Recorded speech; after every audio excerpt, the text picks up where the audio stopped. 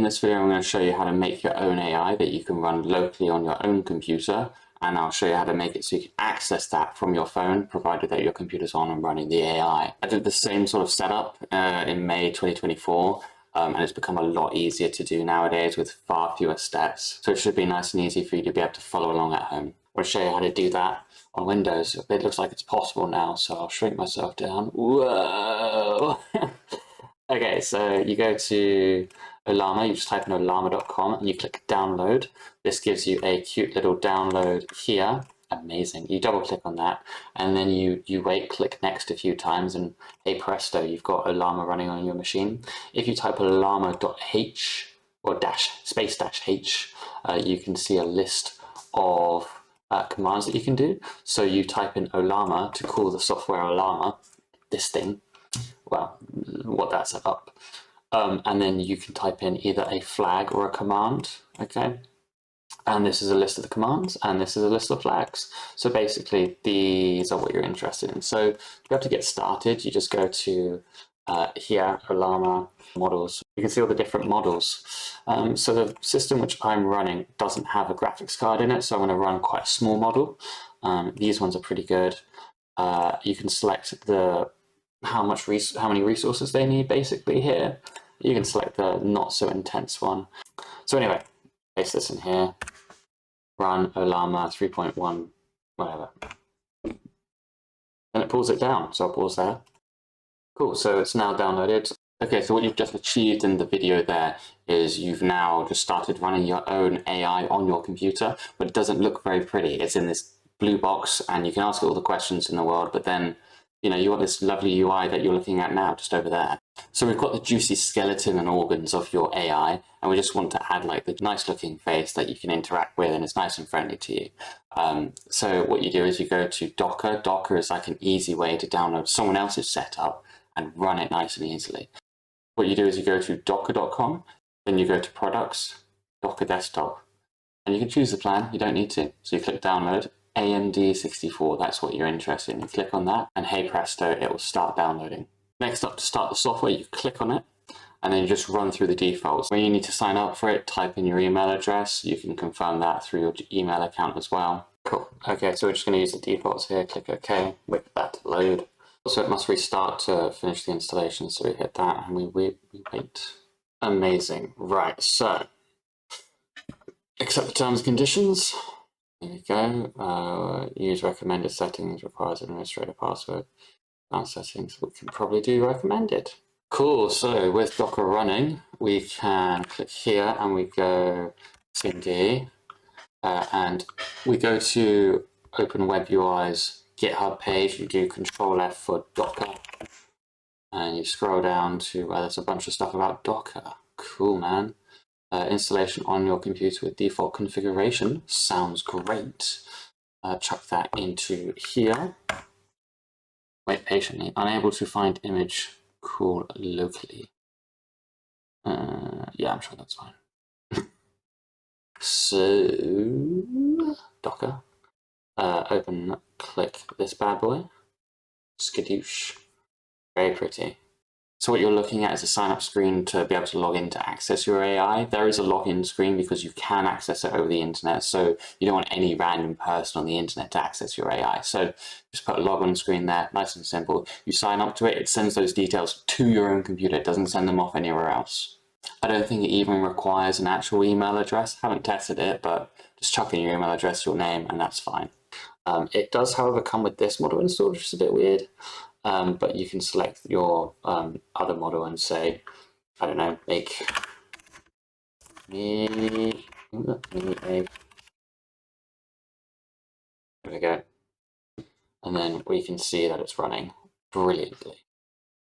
So I just want to interject here. If you're running this on your laptop and you never intend on accessing it from any other computer like your phone, you can stop here, that's fine. Add it to your favorites by clicking the little star at the end of your URL bar at the top, or just remember localhost :3000, and that will take you on your own laptop to your AI. To be able to run it, you just need to click start and then Docker, and that runs the interface for you. If you do want to be able to access it from your phone or any other computer, continue on.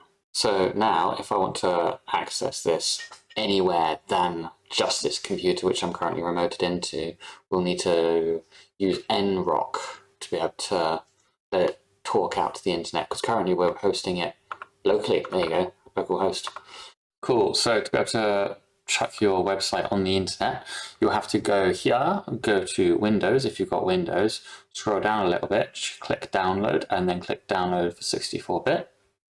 And then you go through the installation process. Cool, so once it's downloaded, right click, go extract all, wait patiently. Cool, and double click this bad boy, close that. Cool. Nice, sweet. So it says, it's a command line application. So the next bit, where you click to download, just below that, there's a text box. I think you can see it partly here. You need to copy that, paste it in here. That is private, which is why I can't show you it. When you click on static domains here, it will show you something that might look like this. And what you need to do is change that to 3000 and then paste that in to the terminal that we had open earlier. And what that does is that whenever you go to this URL here, so it will look like this. Okay, so I've drawn a little diagram for you. So from your phone, you go to https:// that URL that you saw earlier, bananasarecrazy.app, rather than .com, it's just .app.